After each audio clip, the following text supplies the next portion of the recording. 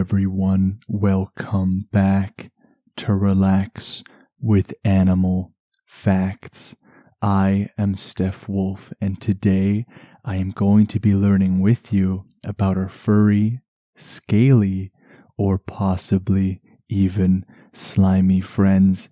And in today's case, it is definitely going to be one of the slimy variety, because we are covering the oh so wonderful Hammerhead Shark.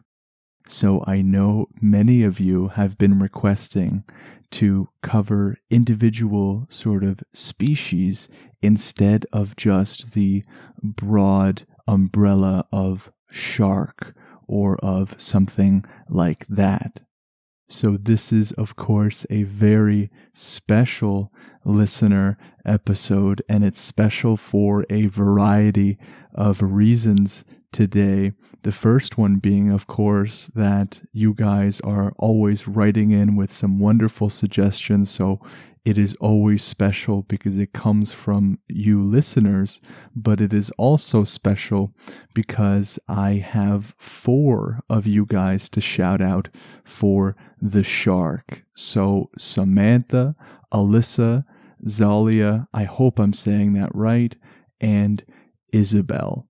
I thank all of you very much for either requesting the Hammerhead Shark specifically or shark generally. So that is why I included some of you guys there. If you want to have an animal on the podcast that you would love to learn about with me, you can send a message to Relax with Animal Facts on Instagram, or you can email relaxwithanimalfacts@gmail.com.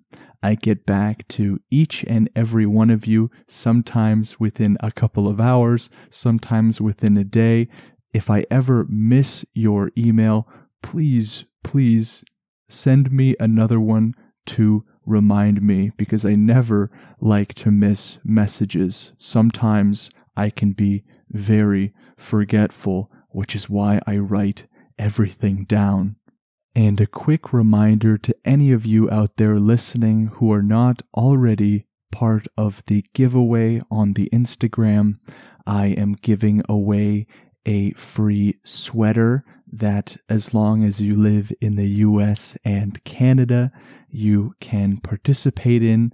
You just go to the Relax with Animal Facts Instagram page and follow the instructions on the latest post. The winner will be drawn on July the 18th. So from the date of this episode coming out, you have about 6 to 7 days to get your vote in there.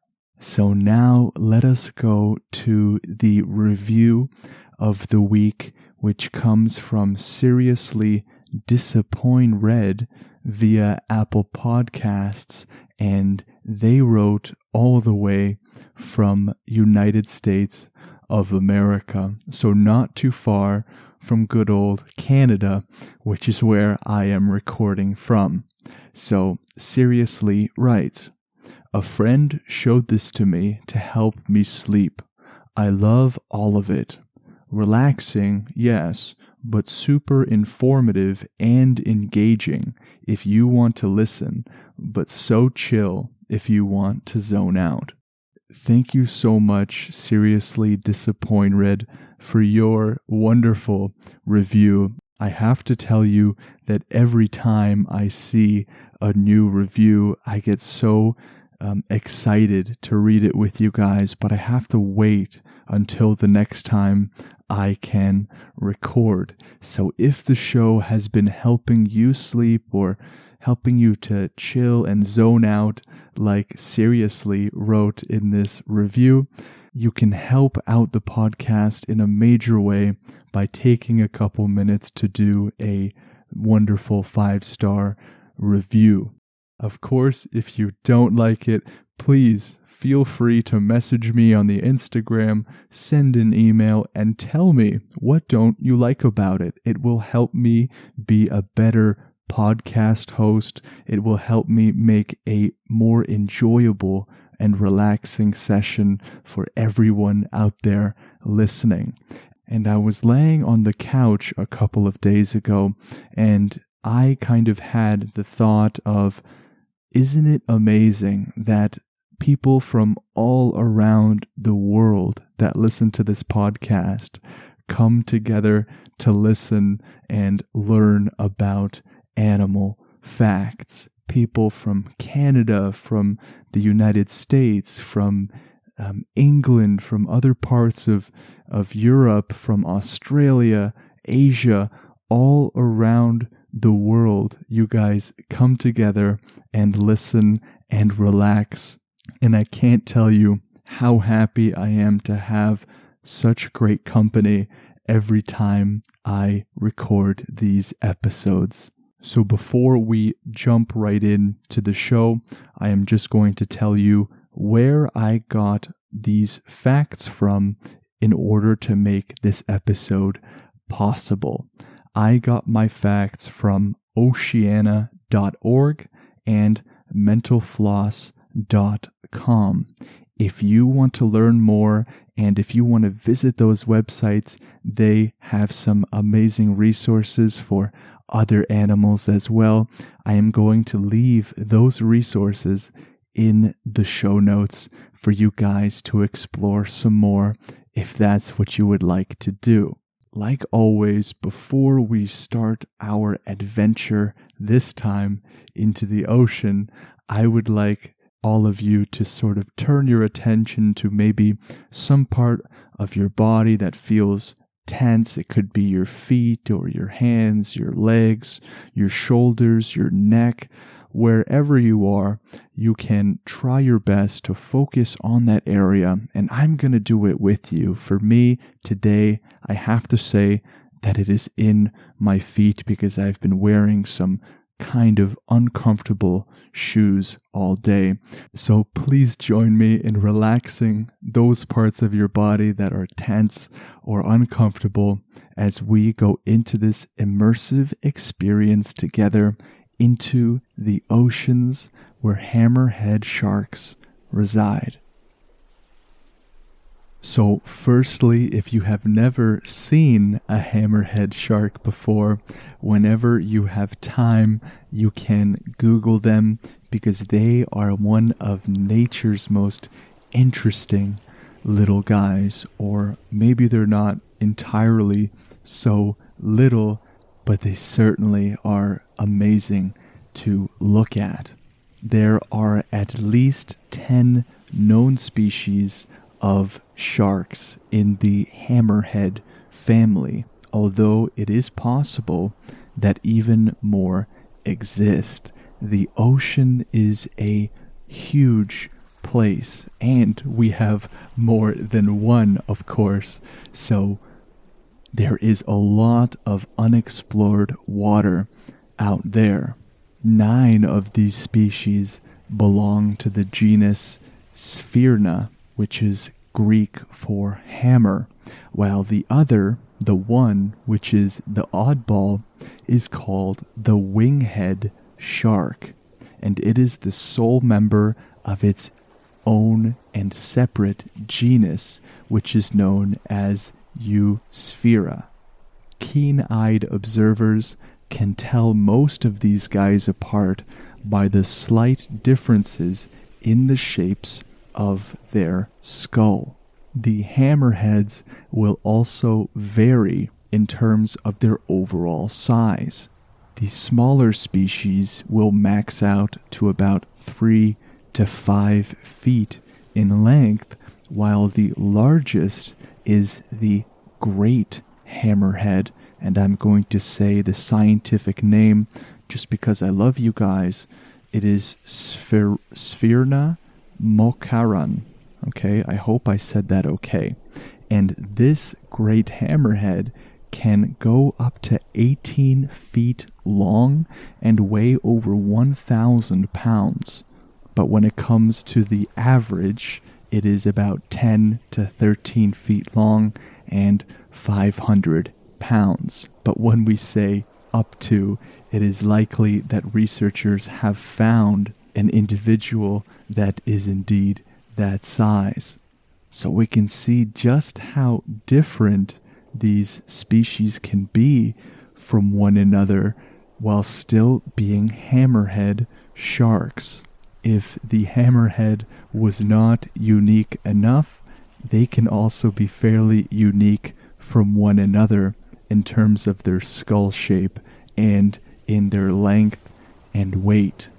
And in terms of the great hammerhead, it is normally distinguished from other hammerheads by its nearly straight hammer-shaped head, which is called a cephalofoil, and it has a prominent indentation in the middle. Maybe there are some quizzes online, or you can make your own, where you search up all 10 known hammerhead species, and then you can see if you can guess which one is which. And going more into the great hammerhead shark, they are apex predators. And if you are joining the episode for the first time, which is how I always record these episodes, just in case you are a first-time listener, when it says apex predator, this means that they have little to no worry of being prey themselves. They are predators, and they are the top dogs of predators. Their risk of predation is little to none. And the great hammerhead shark can be found worldwide in coastal warm waters that are 68 degrees Fahrenheit for those of you that are in the United States.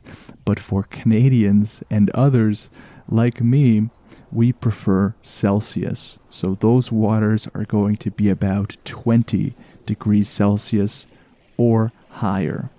And unlike scalloped hammerhead sharks, which are another species, the great hammerhead sharks are solitary and will migrate long distances upwards of 756 miles, or for my Canadian and other friends, that is 1,200 kilometers, and they will do that entirely alone. So they like to be on their own, doing their independent sort of hunting and predation. Now you might be wondering why their heads are shaped the way that they are. And researchers say that their heads may give them an edge in hunting. So these sharks have those flat, broad, and hammer-shaped heads, which kind of spoil the ending of the episode in terms of why they are called the way that they are. I suppose that with the hammerhead shark, it is a little bit obvious why they are named the way that they are, but their heads are called specifically those cephalofoils that we referred to earlier. And no other creature in the world, at least so far, has been found to have a head quite like this one.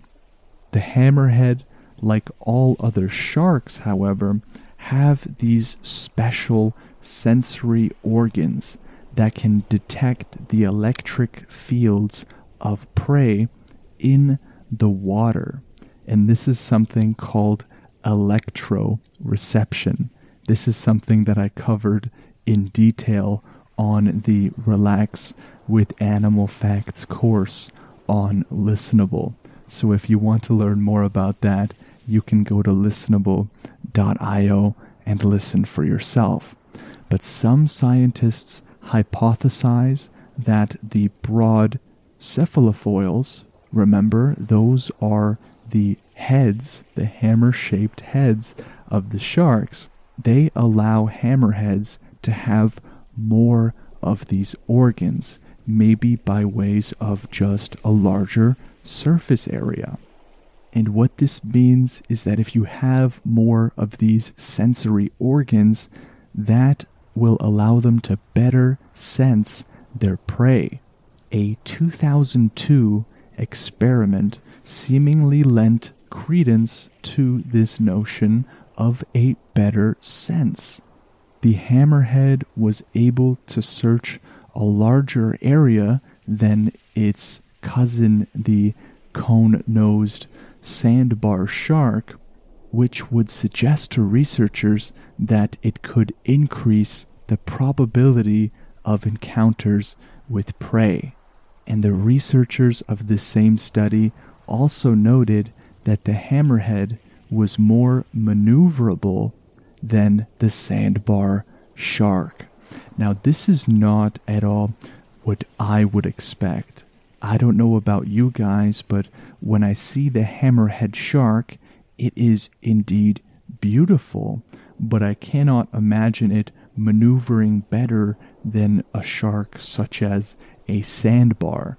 It looks like it might be a little clumsy, or the head could get in the way of certain things, but in this particular 2002 experiment, this is what the researchers noted.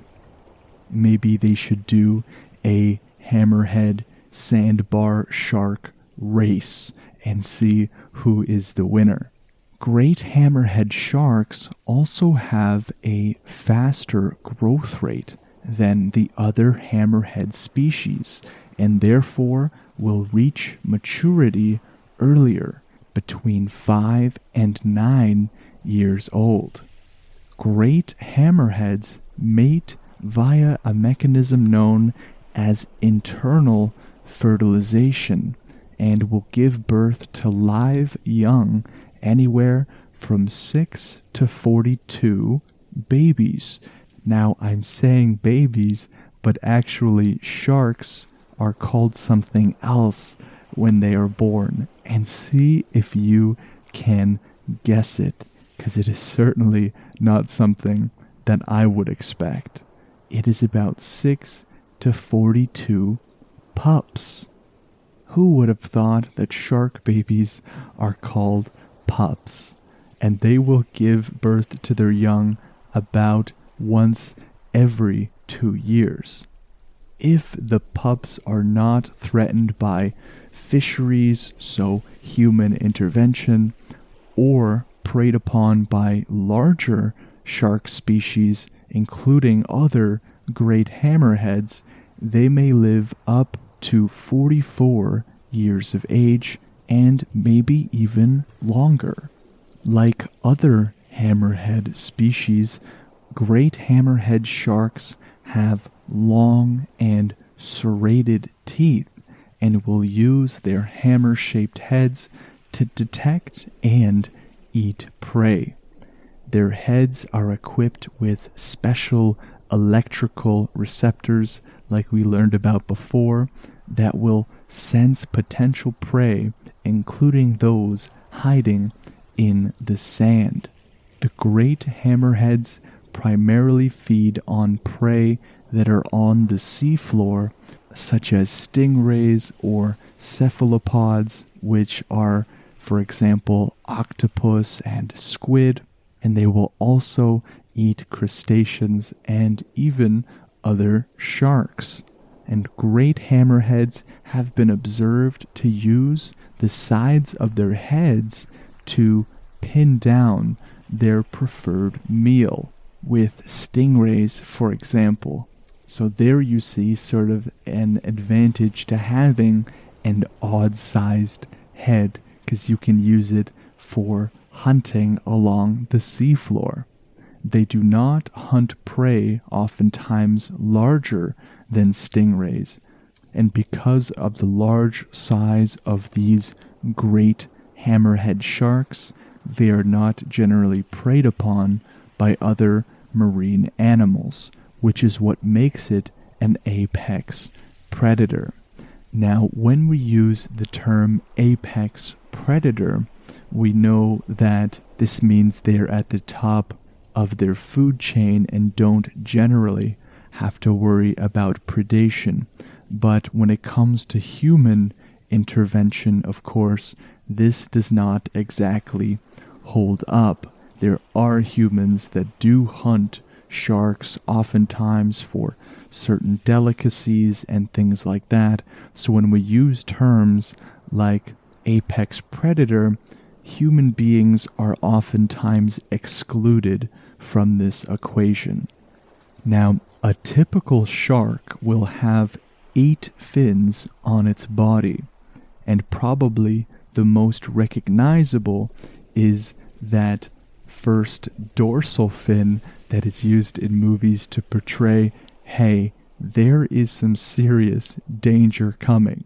It will typically act as a sailboat keel for any of you boaters out there, and it will help the shark stay balanced while it swims. Sharks, however, also have a pair of pectoral fins located on either side of the body just behind the head, which most species will use to steer and generate a kind of lift in the water. In the majority of sharks, the pectoral fins are longer than that first dorsal fin, but for the great hammerhead shark, the opposite is true. And that has a huge effect on how these animals move in the water. A 2016 tagging study attached GoPro cameras to 5 different great hammerhead sharks that were living out in the wild. And while they were being monitored, the sharks spent 90% of their swimming time tilted to one side or the other, usually at an angle of 50 to 75 degrees. Now, why in the world would they be swimming crooked? And it is thought that after a hammerhead rolls sideways, the creature's first dorsal fin, the one that normally sticks out of the water for many other sharks, acts like one of the pectoral fins instead. And this will reduce the drag of the animal while also increases the animal's quote-unquote wingspan. Both of these factors combined will enable the shark to swim more efficiently. Doesn't it just boggle the mind to think that us as humans engineer aircrafts and different sorts of things to be as aerodynamic or efficient when it comes to movement, employing all different kinds of mathematics, engineering, physics, chemistry, all these things coming together to make us go as fast as possible in land, sea, or air. But an animal like the great hammerhead shark has an instinct to do these things naturally. I love to reflect on little things like that. Now, not only do hammerhead sharks have more electroreceptors, therefore giving them an advantage in electroreception, they also have a better sense of depth perception as well.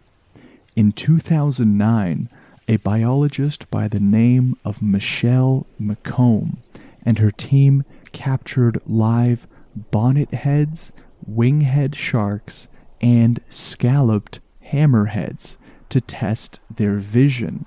They attached recording devices right below the sharks' corneas and monitored their eye movements while sweeping light beams across their faces.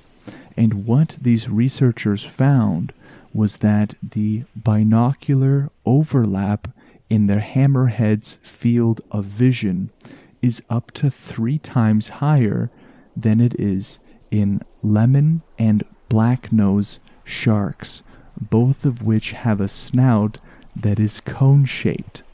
And what this means is that hammerhead sharks have superior depth perception when compared to other sharks. Now, some of you out there listening that hear these words like binocular, overlap, and these really sciencey sounding terms and wonder what they mean, just know that this means that the hammerhead shark has a better depth perception. Look at it as a whole, like I do, because I, of course, am not some PhD animal biologist, but rather an animal enthusiast, like many of you out there are. So whenever there are these very large sciencey terms, they're certainly interesting. But just know that those of you that don't know those big sciencey terms, it is totally okay. You don't have to. I am learning right along with you. So at the top of the show, when I say that I am learning with you, that is not something that's just a little saying. It really is the truth. But anyways, let us move on. Unfortunately, the advantage of this greater depth perception comes at a cost, as it often does in terms of nature. Since their eyes are so far apart, hammerheads suffer from a large blind spot at the tip of their snouts. And as Michelle McComb told National Geographic, there have actually been anecdotal claims, which just mean claims by people, and these people are divers, that they see little fish schooling right in front of the hammerheads. And it is like the fish are swimming by and saying, "Ha ha, you can't see me." Now that sounds like something I would do if I was a fish. As a human, maybe not so much. And the last fact of the episode is not going to be about the name, because that was already ruined at close to the beginning of the show. It is fairly obvious why the hammerhead shark is called the hammerhead shark. So this last fact is that the great hammerhead shark has been found with stingray and catfish barbs sticking out of their mouths, which suggests that they are immune to certain venoms, such as from the stingray and catfish. These sharks are seriously cool, and I think that is an awesome fact to end on. If you want to learn about an animal on the show, please send in your requests, send in your messages either to the Instagram Relax with Animal Facts, where you can participate in the giveaway on July 18th as well, or you can also email relaxwithanimalfacts@gmail.com. If you want to leave a 5-star review for the show, that is about the biggest thing that you can do to help the show grow and to help grow our animal podcast family that is growing in size every single day. And again, a big shout out to Samantha, Alyssa, Zalia, and Isabel for your suggestion today. This episode would not have been possible without you, and this podcast would not be possible without each and every one of you out there listening. Those of you who are still awake and those of you who are still asleep. All of you guys know how joyful I am that you are able to keep me company over these episodes, and in this case while we're swimming in the ocean looking at these wonderful creatures. So thank you for joining me today, and I hope you will join me on the next podcast episode with the next animal. Take care.